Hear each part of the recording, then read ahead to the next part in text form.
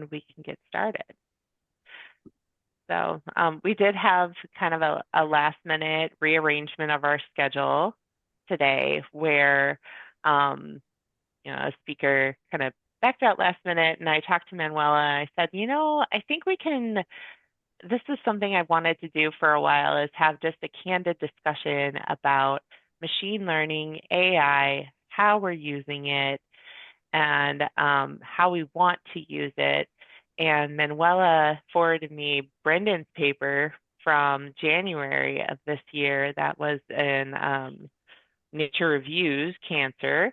And I went and read it. I thought it was organized really well. And I quick messaged Brendan. I said, hey, can you give her a call tomorrow? So this was perfect. So I really appreciate it.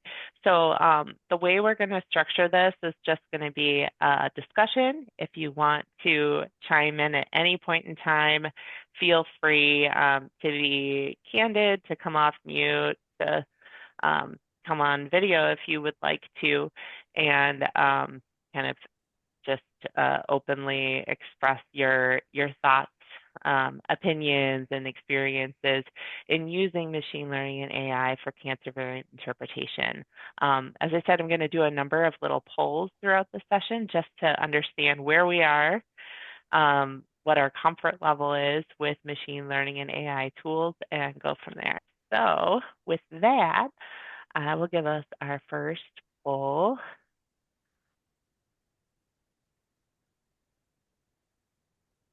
The first poll is, where do you currently use machine learning and AI in your cancer variant interpretation workflow?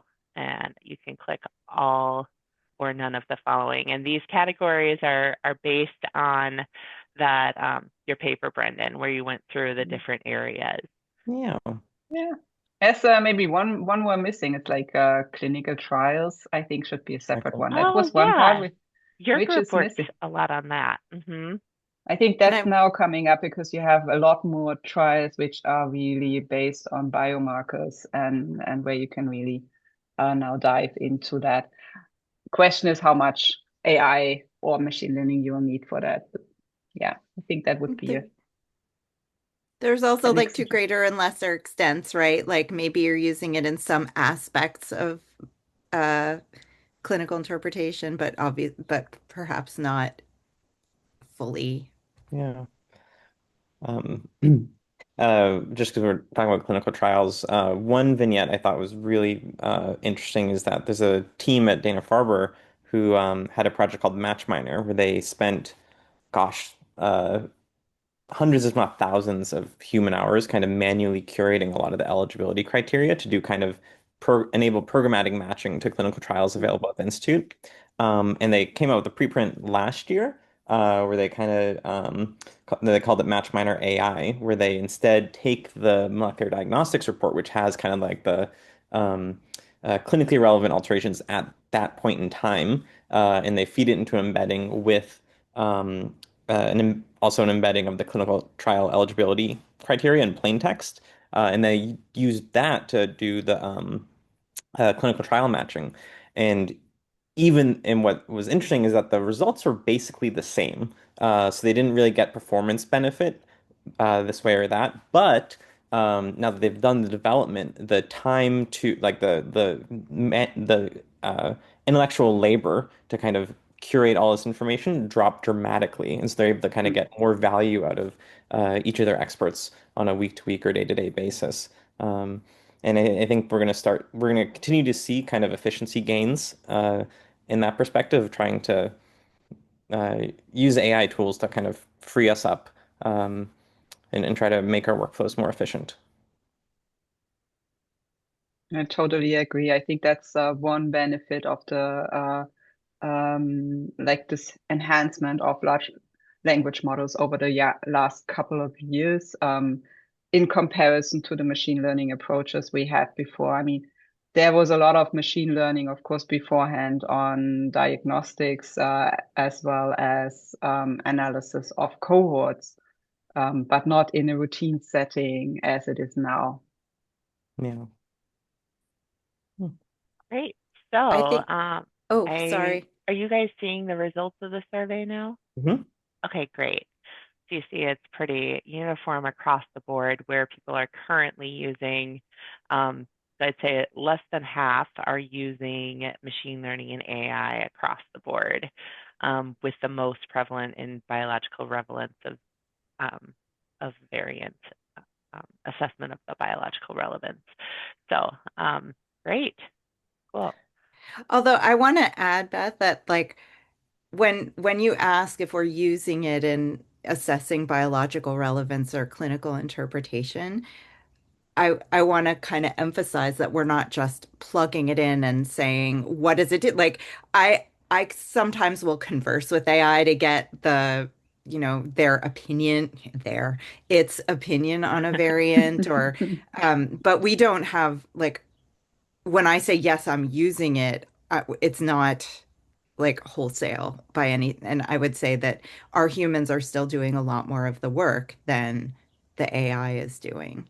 Totally. Like, and I think the clinical trial example is a really excellent example of where that could be used to reduce human labor because clinicaltrials.gov and other clinical trial databases have so much plain text and unformatted and not controlled information that for years we've had to manually curate into computable units. And that kind of thing is so amenable to something like AI that could save human hours of work because it doesn't require interpretation. It's like, is there an HRAS variant or isn't there? Like that's what, or is that required or not? And what's the disease and what's the drug? Like these are all these pieces of information we have to pull out of these non-standard um, uh, fields that AI could just do. Mhm. Definitely helps in structuring information there. And I think it also goes for variant assessment, that structuring and condensing papers, at least in a sense that you know where to go further, not removing the expert, but like guiding expert assessment. I think that's what it is. It shouldn't be a decision support system and fully I taken. I almost wonder if a lot of us are using, machine learning and AI and we don't even really like realize it, if it's kind of behind the scenes and you're an end user, you may not realize it. But I mean, if you're using an algorithm that, does some kind of classification, you might not be using an LLM, but you might be using something else that's like similar to machine learning. But and then also like we a lot of times don't take like a suggested or computed classification as gospel, but it's really helpful to have it there. So I don't know, just kind of my 2 cents.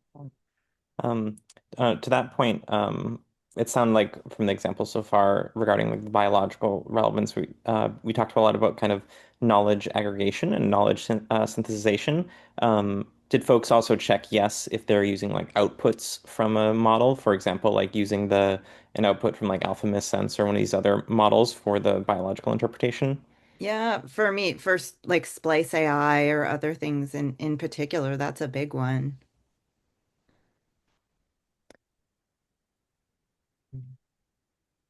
Yeah, my apologies. I'm going to be sending out a number of these little polls as we go along to facilitate if there is there a desire to use, machine learning and AI more in our workflows, or um, and then we'll get into kind of like concerns and things too. And I want those to be part of our discussion as well. But oh, I love what I'm seeing so far. This is exciting. Hmm. Cool. Yeah, but maybe picking up on the question of what we're using. So, Yeah. for example, if we just look at classification in colon cancer, the CMS score, that's based on a machine learning algorithm. It's just a simple random forest analysis, but it's machine learning as you know it as a like additional field. But nowadays, everyone is so focused on large language models. I think one has to separate those. If we talk Agreed. about diagnostics and all the brain cancers which are done on methylation data, that's also machine learning, which is done there. And I think, Brandon, you also had a couple of suggestions. As soon as you're using Illumina and dragon analysis, you have baked in machine learning approaches. Hmm. Yeah. And in those cases, as Beth said, like you probably don't even know that you're using them because they've kind of made it so user friendly and seamless. A part of that is also hopefully um, the models or whoever's kind of developing them or making them providing avenues for transparency and kind of investigation and second checking any of the outputs. It Yeah, would I be think there are interesting. also, oh, so go ahead, Manuela. No, no, go ahead, Cheryl. I was just going to say there are really important differences between what we would refer to as machine learning and the generative large language outputs from large language models. Because for machine learning, you're really using existing data sets and learning from them, whereas the large language models we know can invent things, and so there's a lot of caution that needs to be taken when you're interacting with an LLM. Yeah, but there's also now this extensions on LLMs which you're training on specific tasks. And there was also beginning of the year this paper for variant detection in uh, alpha genome, I Hmm. think was that. Yeah. So I mean, the approach is really using a deep learning approach to identify new variants in rare diseases, I think was the main focus there. And I think it will also move into somatic cases at some point. And again, we're learning from data, but again, the major point is, do we have enough data and how well is it curated? I think this is always an issue. And how similar is the data that you referred to this, Brendan, in the paper about um, when you're looking at the patient similarities, like you need really big data sets to have really similar patients. And Totally. even, as big as they're getting, how the data's collected matters, in terms of variant assessment because a VUS in P10 is not the same as a pathogenic variant in P10. How are the clinical factors normalized? There's so much variation. Yeah. I think the definition of similarity also is based on like, how do you, I mean, you don't have a gold standard as such in that Right. case. So you have to have an approach on how to do that. And I think here again we are running into issue of high dimensional data with very biased data sets as well, because you only get a certain amount of data on focus data sets. Not everyone is sequenced, not everyone is analyzed in detail by specialists as interpreted. Also, not all genes are looked at the same focus. Yeah. Yeah. To that end, regarding quickly about the similarity stuff, um, one example that we really love is in Denmark they had a program called like Life to VEC where they modeled kind of um, basically people's lives and all these different outcome metrics for like career, life expectancy, um, uh, family, I think, and like all these other metrics. But importantly, they kind of had a kind of global embedding space. They tried to take in as much input data as possible. Um, but then they had kind of separate vector representations and additional processing for each outcome of interest. And that part is so important, I think. What I've seen most commonly is that a lot of increasingly hospital systems are kind of having like a similar patient uh, similarity patient metrics based on clinical data for the patients, not as much genomics. Um, uh, but then they when there's an interest in kind of expanding that to kind of different outcomes, you can't just, there's not like a universal kernel that is the best for, there's not a universal metric that is the best for like every single possible similarity metric. So we really always try to emphasize questions like similar in what respect, and what are the features that kind of help you understand similarity for that question that you're asking, like they did in Life to Vec with that additional processing. What was the other thing I was going to say? Regarding knowledge synthesization, before, which was talked about before the patient similarity, we wrote this perspective like late, the first I think the second draft was done in like July or so, and then it was kind of finishing up with editorial changes. Um, but one piece we highlight, which was really popular last year, is this approach called RAG, where you kind of um, emphasize the model to only draw from specified knowledge that you're providing. Um, and one thing that's really surprised me is that as model context windows have gotten bigger, so as they've been able to ingest more data, that approach is actually kind of like already outdated. What is it, like 9 months later from when we wrote this? And instead, people are just feeding, raw markdown documents to the LLMs and just having them kind of from a utility perspective, essentially doing RAG, but like it's just a simplified pipeline so much because these models have been able to hold so much more memory than they used to.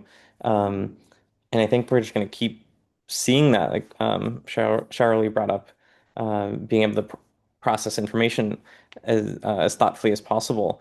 But I don't know, maybe in like 2 years, we're just going to be able to kind of feed as many raw text files as possible, and the models are going to have so much memory that they can kind of just ingest everything at once. It's kind of scary, like how fast that technology got outdated. That's an interesting aspect. So coming from Germany, we have a different aspect here with respect to data privacy and data protection. So actually, we would not be able to use all the openly large LLMs, which kind of makes it difficult, or like it kind of you have this trade-off, and I think that's something one should be aware also, of course, in other settings is how much are you handing out about a patient? Because it's not only, I mean, genomic data in general, if we're talking about raw data, is re-identifiable. But even if we just have the molecular report and have additional information on the patient, which usually is really highly important and relevant, like the clinical history, this gets really difficult on that perspective, sending it out just without any further reconsideration of what are you doing there. And that's kind of scary as well. Not only how fast it goes, but also how to make a balance between different aspects there. Hmm. Also makes me think from like a clinical lab perspective, are we going to have to rethink our methods for validating certain things for clinical use? Because a lot of times that clinical validation takes a enormous amount of time and effort and rigor. And so when these models are, changing as quickly as they do, how do we even validate something to use in the clinical space? As it gets even more complicated if you get into clinical interpretation. I think that's another story about RAC or anything now is the field of precision oncology with targeted therapy is changing so much over, I mean, so many different new drugs coming up over the last years. Let it be KRAS inhibition, which wasn't thought possible just a few years back. This also affects what is in the literature and what is in databases which you could use for RAG and so on. So I think validation will become faster and will always be difficult in this field. Are your institutions kind of actively having these oversight conversations in the clinical space? I learned this morning that GA4GH launched kind of a AI work stream. It was just kind of a couple slides in the welcome session, but I'm really curious to learn more about like what their vision is to be kind of talking about that genomic data policy with respect to AI. But is this something that your institutions are like actively talking about and trying to sort out? I With regard think, to validation.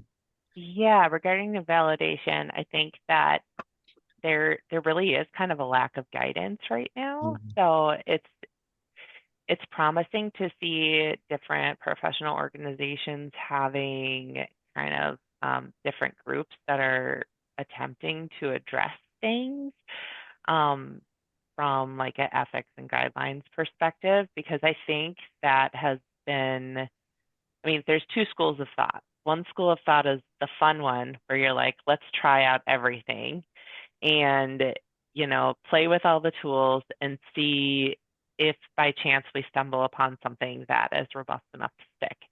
And then there's the other school of thought that's like, oh, should we even be playing around with this if we don't have specific guidance?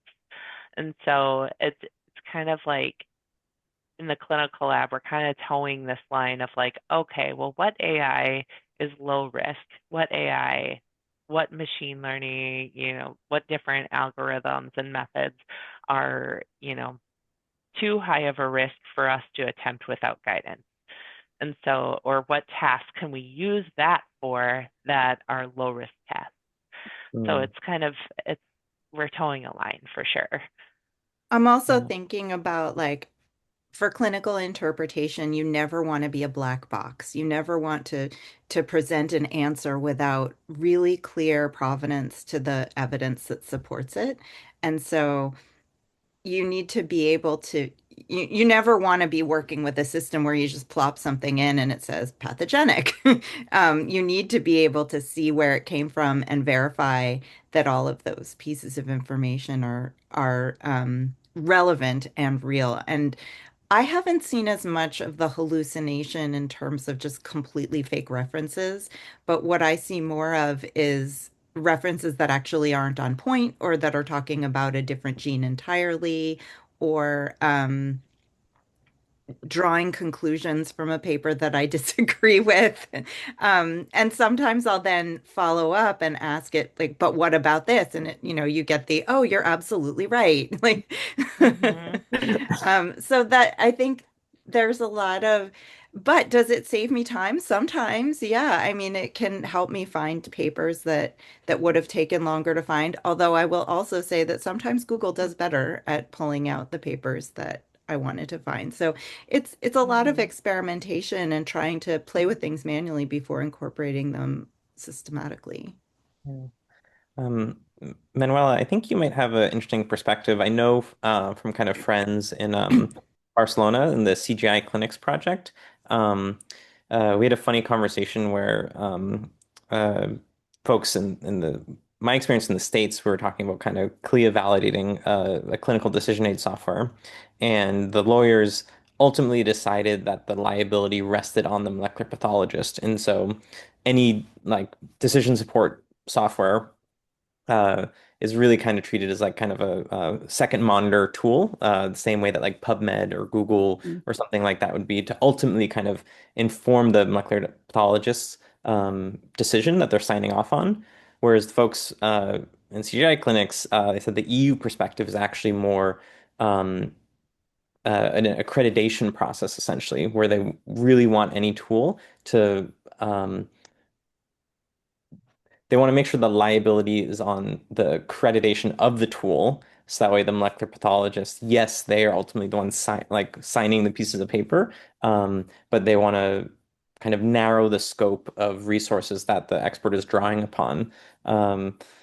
And then as an aside, we just laughed a few perspective for a few moments because it was uh, kind of very American of making the priority not being sued versus accreditation from the EU perspective. It's a very Yeah, Um, American problem. Yeah. but it sounds very, very German as well that we have to have a formalized like way of accreditation and bureaucracy, and it's a medical product in a sense. Um, and that's a point which goes along the lines also for any bioinformatics or algorithmic approaches. As soon as you're going to try to make them a medical product, you are kind of very conservative in how you can change aspects parameters and such, and how you can, and so how you revalidate those. And I think that's a major issue with anything related to machine learning, where you're constantly relearning and adding new information, which we're doing currently with all the large language models as soon as you're connecting them to um, databases, the internet, and so on. So, and I think that's where we are missing guidance as of now. on how to deal with that. I think that's a major point as of in the EU. And yeah, point taken. It's more on regulating everything and making it safe on the software side, and taking away the burden from the clinician or the molecular pathologist on that Yeah. side. Yeah. I mean, to your point about that, Manuela, that there have been there's been a lot of discussion even prior to the incorporation of LLMs about clinical decision support devices and whether you need to lock down the information that's there. And which is ridiculous in a way because, you get a drug approval and then, you're out of date for the next 6 months until you upload the next lockdown version. So there's been a lot of discussion about what can you use that's updated regularly. And I think with at least, so I'm from Kaijin and like the system that we work on, we're updating every day or, 2 weeks, whatever. Um, and but it's very clear, like it's all manually curated information that's being updated. And so it's not a black box. Whereas when you think about LLMs that are pulling in information from like the world and the internet, if they're not closed systems, you don't know what's being updated to it. And so it becomes a much more difficult problem of what you're locking down and what you're not locking down because it's it's an unknown. Yeah. And I think the major issue, which might come more apparent in other fields, maybe is the point that people are taking information from LLMs and maybe not checking and validating them and putting it out again as text and blogs and so on. And then it's basically going back into the LLM and kind of creating more noise and creating a higher chance of hallucination in a sense, if I make it really, really simple in that case. But I think that might become an issue at a certain point. Yeah. Yeah, one perspective that seems to come up is kind of validating the process versus the information itself. Because if you focus on the information itself, then it's like that adage of what is it? Like if you change the plank of one piece of wood, the piece of a ship one at a time, when is it a new ship or something like that? Like when is it a new product if you've been updating the information over time? And it's really hard. Like uh, there's not a good answer, and everyone kind of has to figure it out as much as possible. But I do think if we focus on accrediting processes, uh, think that should that's a bit more compatible with kind of the contemporary age we're living in, with like constantly evolving information. Uh, though actually, that just reminded me, Charlotte, to your point about the information being updated every day or two. I remember kind of being at AACR maybe 2017, 2016 or so, and a lot of folks who would talk about clinical interpretation, they'd always ask, "What's the gold standard? Like, what's the truth set for this line of work?" And as like the civic folks know, like there is no gold standard because it is Right. constantly changing. Right. Literally every day, there's new papers coming out, there's new approvals, new clinical trials, and so it's a constantly moving goalpost and Yeah. target. Um, And even with standards, it's really, really challenging because I was thinking about this today. Like, couldn't, in this ideal like world where things get done much more quickly, where you can just upload a variant and it pings against the world of knowledge and using the guidelines set out by AMP and VICC, ClinGen, CGC, but still then you're relying on the interpretation that's going, like what interpretation of those assays are you relying on? And how is it making decisions when you have these? I mean, we live our lives in the borderline variants and we agonize about them. And an LLM is going to make a decision one way or the other, but I mean, how do we know that we're right? We don't. We reassess it all the time and apply new information.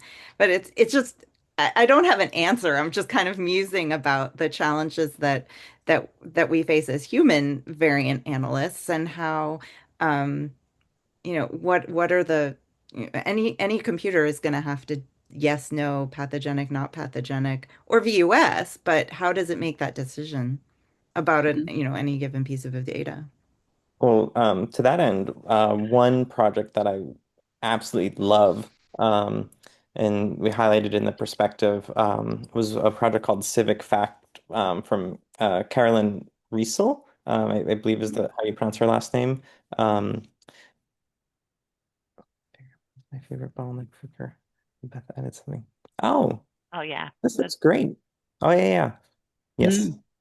This everybody's is seen a this good paper. figure a bunch of times, but it kind of fits with what we're saying, so I just added it to the chat. But Yeah, yeah, no, go ahead. definitely. Yeah, Sorry to disrupt your thoughts.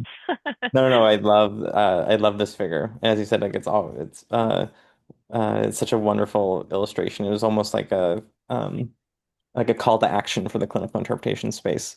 Um, but I was saying this project Civic Fact, um, the authors instead of using LLMs to kind of synthesize knowledge and kind of nominate things for your review, and instead flipped on its head and said, uh, for the claim that you or the system is making, is it represented in this evidence line that you're citing? Basically treating it like Snopes or one of these other fact check uh, works. And I just love like when I saw Carolyn present, maybe it's like December 2023. It's just such a wonderful and important use of AI to really make kind of keep ourselves honest and kind of we're talking about accreditation and assurance, making sure that we're making statements grounded in fact. And they did so many different evaluation metrics, really showing that it improved the knowledge curation process for expert curators. Oh, thank you for sharing the preprint, Malachi. And I hope we keep seeing more and more tools that kind of do this fact checking and quality assurance in the entire molecular diagnostics process. If you haven't read yeah, it, that's strongly recommend yeah, it. that sounds like a really good paper to look into. And I think that's also a big question, anyways, is how can we back to the question of summarizing evidence from papers and so on.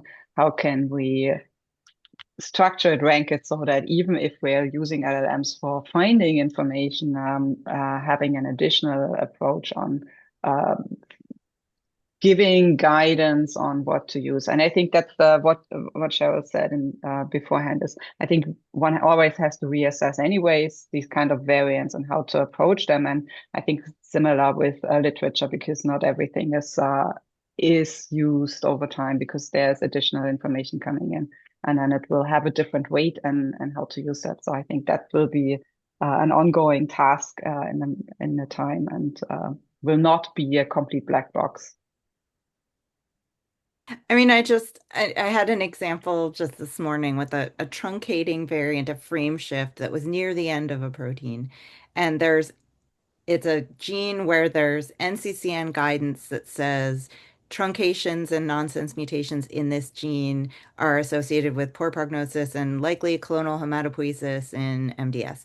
And so, how does an LLM handle that? Because this particular frame shift was five nucleotide, or sorry, five amino acids from the C terminus of the protein, and there were no reported truncations within 40 amino acids of the end of the protein. So we had like years ago we had classified it as inactivating, likely oncogenic, but we reevaluated, said, there's nothing. This is really not. So we reclassified it as a VUS and changed our assessment of that portion of that protein. How does an LLM handle that? When there's no specific information about that variant, but there's the guidance from NCCN, which is very broad. It doesn't say up to this point. We're constantly assessing and determining those cutoffs, but do we know exactly where the cutoffs are? Of course not. We're making our best educated judgment based on domain knowledge and NMD and other things like that. So anyway, it's just worth musing about, I think. It's a good example and a Yeah. good like test case if you Hmm. want to test something out or if you added um, specific context to a prompt or something to help Yeah. you. Mm-hmm. Really interesting. One thing too that I've thought about a lot is like, at what point are we, if we're using machine learning, AI, not so much natural language processing, but we have all these experts that work in our laboratory that have gone through extensive training. And if our machine learning and AI went away, we'd be okay today. We'd be okay. We'd be able to do our work and everything. But do we need to be cognizant of how much we are letting AI do unsupervised without like a human check or input so that we don't lose our competence? That's such a good question. Yeah. On every level, not just for variant interpretation. hmm And it's kind of a scary thought because it's the same reason why we all get like so excited about this is like, oh yeah, it can do this, it can help us out. We can get this like suggested data, but I can still go back and like do all the work manually if need be. Um, but are we creating a world where like we're not going to be able to do that? So that's something that like scares me and excites me all at the same time. But yeah, want to know what thoughts are about that. Um, I personally probably over the past like month started second guessing my beliefs on this because there's kind of a agentic AI workshop and a lot of software engineers went to it. And afterwards there was a discussion and it ended up kind of talking about like what's the point of this? And a lot of folks talked about like, well, to really use it properly, you need to know like get your hands dirty and go through it yourself, and kind of know how it works, so you can go and check it. And then when a very young, early career software engineer said, I learned how my software engineering university degree, I used ChatGPT the whole time. Even though I've made thousands of plots in Python, if you asked me to do it from scratch, I don't know, like I couldn't do it off the top of my head. And that caused a bunch of, discourse amongst the group over like, oh my goodness, the world's changing. And I was on the side of like, no, no, you need to like go through it yourself so you can, you know how kind of the sausage is made. And as I was articulating that, I realized like, oh my gosh, I sound like someone, as before the recording started, we were talking about bread and like bagels and stuff. Yeah. Like, what's the difference between me saying this and saying like to bake a loaf of bread, you really need to grind the wheat yourself and like process that to know how that's created. Um, and obviously, like these are analogies, and like there's regulatory and compliance components of this that we need to consider in the clinical interpretation space. Uh, but I think personally, like I felt very strongly 2 months ago, and then after that experience of, I'm a lot less confident in my feelings about what our relationship should be like with these, and maybe I don't I know. think we're going to have to see what the output is looking like from people who are not well versed and have a very different training. Do you know what I Mm. mean? Like Mm. I think that people are right now, even just in the last like year or two, because it's all still so new. The idea of using agentic coding agents, so to speak, to write code for you that you don't know how it works. Like I don't know how to write Python, but I could ask it to write something in Python and it would do it. I have no way to verify the code. Do I want to put that into my clinical interpretation software? Not if I don't No. know what the provenance is of it. But there are arguments that like, why would you need to learn that?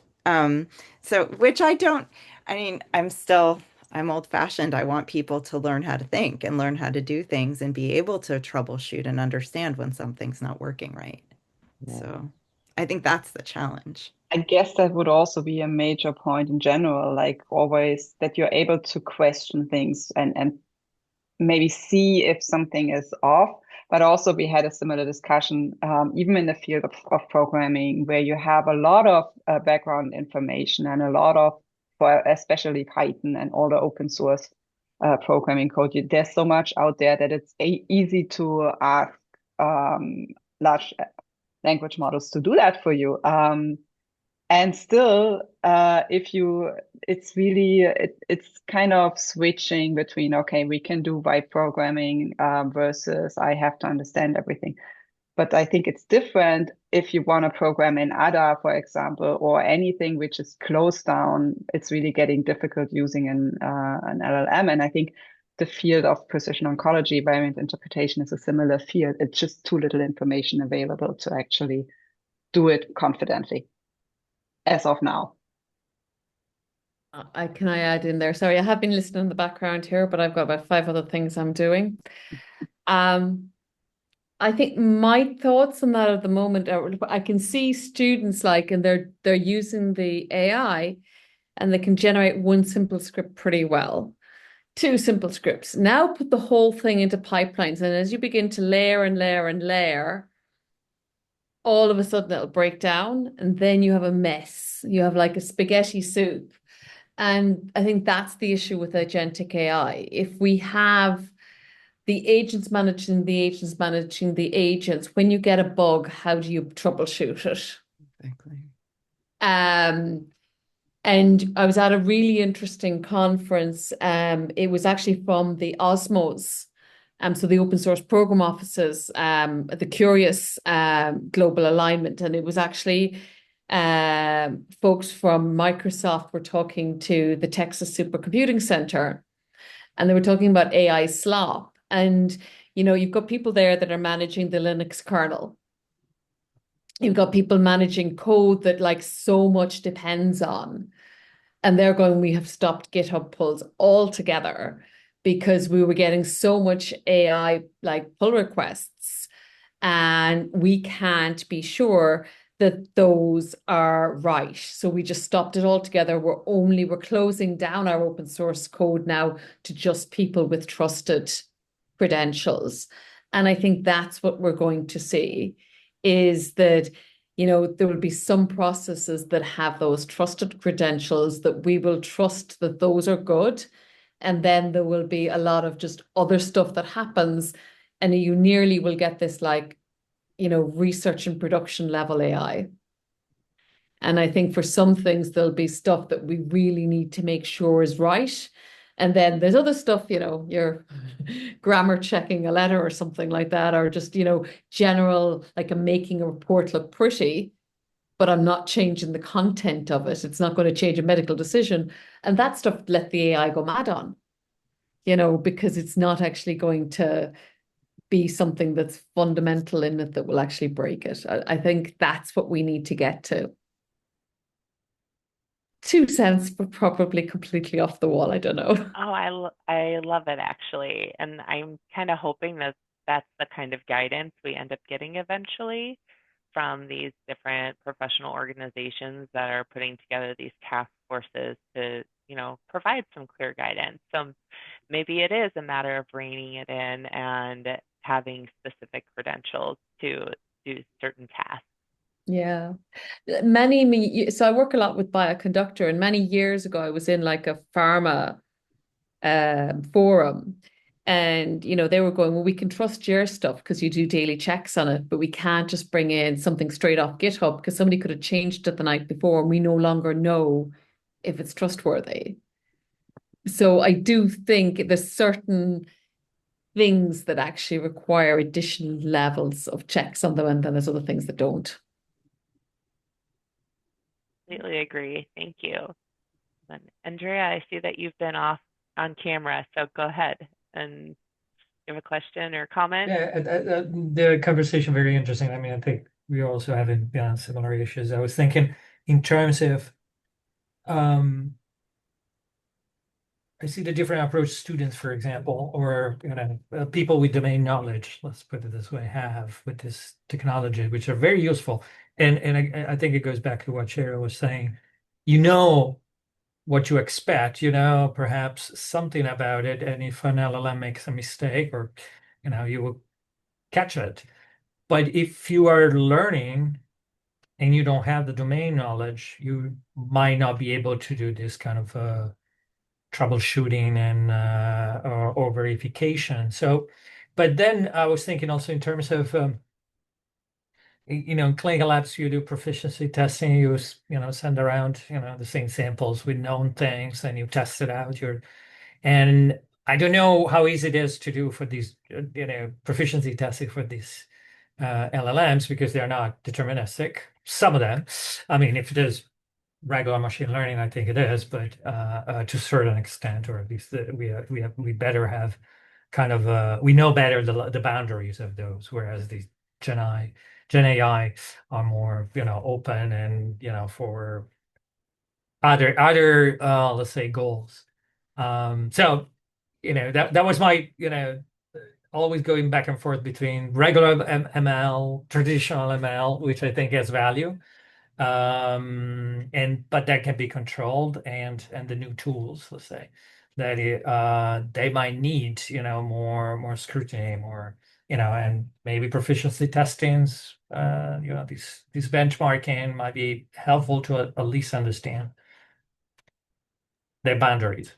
Yeah, well, that makes sense. And then with them going through so many changes so rapidly, it's hard to kind of keep tabs on where they are at any given day. So if you ask like an LLM today a question, you ask it a week from now, will it give you the same answer? Will it give you something different? And why? I mean, you may not know. So no, that totally makes sense. And I'm kind of in the same school of thought as you are, where like I am a lot more trustworthy of a machine learning technique that that somebody with a good reputation or somebody within my team has engineered. And so I don't know, I'd love to see more of that without losing like our expertise and all of that. But like the use of LLMs it happens all the time. Like I get an email from a lab director who says, "Oh, I asked our like under the firewall copilot about this fusion, and this is what it told me," and I'll have to kind of self-correct and go back to the literature and things like that. So it's interesting. We'll kind of see where this goes. So thank you. But I think, Beth, you're also, Andrea, I think pointing to one thing which Cheryl said like earlier, I think we have to have a guidance on how the process works rather than the tool itself. And I think that will be a major point. And that we're kind of having guidelines on that, and how we are able to benchmark maybe in a consistent changing environment. And this will be steps for the next time then. Yeah, oh, definitely. And I did give one more survey poll in case people wanted to bring up additional concerns or considerations that we haven't discussed yet. Here.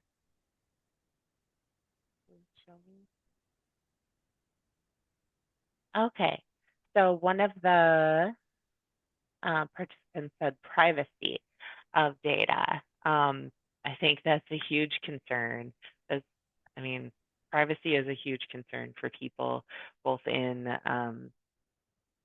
my institution and I'm sure every other clinical institution. So definitely we haven't really touched on privacy, but I think it's a huge deal. What's within your firewall, and like obviously you don't want to be sharing patient data in a public LLM domain where it could potentially be used to train something. Like you don't want to be doing that. All right, another. I think the rogue agents are probably equally of Yeah. concern. Yeah, the rogue agents, like let's make sure that we understand how we're using the rogue agents. I like that term a lot. Well, no, I can see, a situation where somebody wants to pollute the knowledge for their own benefit as well.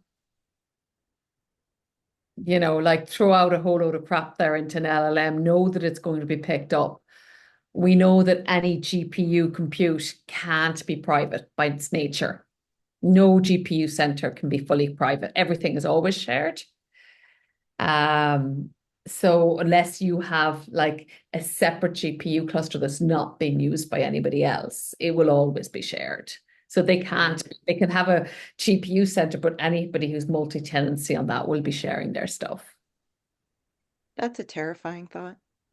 It's down to the data center design. It's too expensive to make it like, they can't guarantee it. It's not. But like I could see, I'll all of a sudden want to use this data center. And, if I'm a rogue agent, I could come in and just throw a whole load of stuff in it, knowing then it's going to be picked up by other agents. But wouldn't that be like a way forward to use foundation models where you kind of allow additional data coming in, which is difficult, and then you're closing it down for specific approaches and specific questions? I think that might be one option of doing that, similar to foundation models as you have in imaging, where you're then focusing on radiology. And I think there you're also not allowing additional data coming in. Might be anecdotal, but yesterday we had a kind of one of the first workshop here at Cornell on codecs and creating agents and what was interesting to me and a little bit terrifying was that as you start using those tools like command line on your laptop or system, you put some guardrails right around them. But the feeling was like, and you hope for the best, that those agents don't go around us. And of course, this was on the research domain, not on the clinical domain, because that wouldn't be acceptable. But it was kind of a little bit terrifying for me hearing it. Somebody said, you put this, you do this, and they should not go outside your, whatever permission you gave them. But we don't know. We haven't tested. So I don't know if that's that's only us or you have a similar experience. I know we have a few minutes left, but Beth, I don't know if you have ideas of like kind of how to wrap up, but I thought maybe a fun little last poll would be to kind of assess kind of the vibes, for lack of a better word, of what everyone feels about kind of AI integration into molecular diagnostic workflows. Maybe a silly equivalent of like the pathogenicity tiering would be like optimistic, cautiously optimistic, unknown confidence, um, cautious pessimism, and pessimistic. Oh, totally. I'll make that right now and send it out. Uh, Fun. I'll but do as Beth that. does that, it sounds like from the conversation, the biggest concern of this group, at least, has been kind of compliance and kind of quality assurance within the molecular diagnostic setting.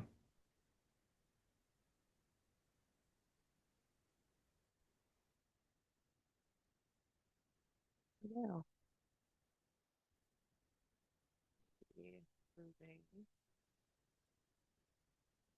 Oh, okay. Not going to let me write anything that large. Okay. And let me do that. Little question. There we go. So what were the options you were thinking of? Pessimistic. Really ever like optimistic, uh, likely optimistic, unknown, Yeah, I like it. likely pessimistic and pessimistic.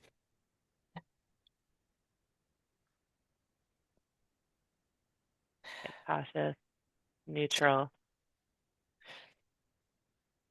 pessimistic, likely pessimistic. I love it. That's so good. Oh no, what did I do here? That's okay. Let me delete that. I have to add one more choice. It just says pessimistic. And then I'll say looking for a new job now. And then we'll put required, save. Page meeting poll. Looking Yeah, for a those new meeting job. polls, I'm getting much better at them, but it still takes me a minute to whip it together. Go ahead.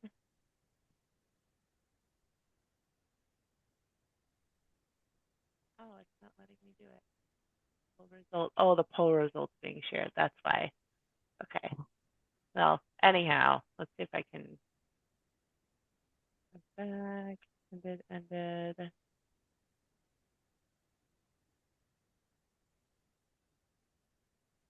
Oh, stop sharing that. There we go.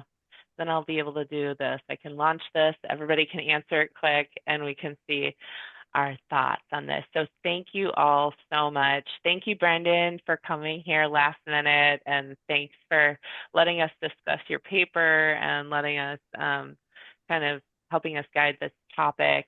I think that, I mean, I gained a lot of insights just from hearing from all of you. So thank you so much for being here. No, of course, thanks for the invitation. And also, for those of you who don't know, Aedin is the co-senior on the perspective as well. So delighted that she was able to join. Hey, Dean, I'm so glad you're here. Brendan did everything. That is the truth. That's wonderful. Looks like we are trending likely optimistic. So way to go, folks. Great. No one's looking for a new job right now, so that's good. Yeah.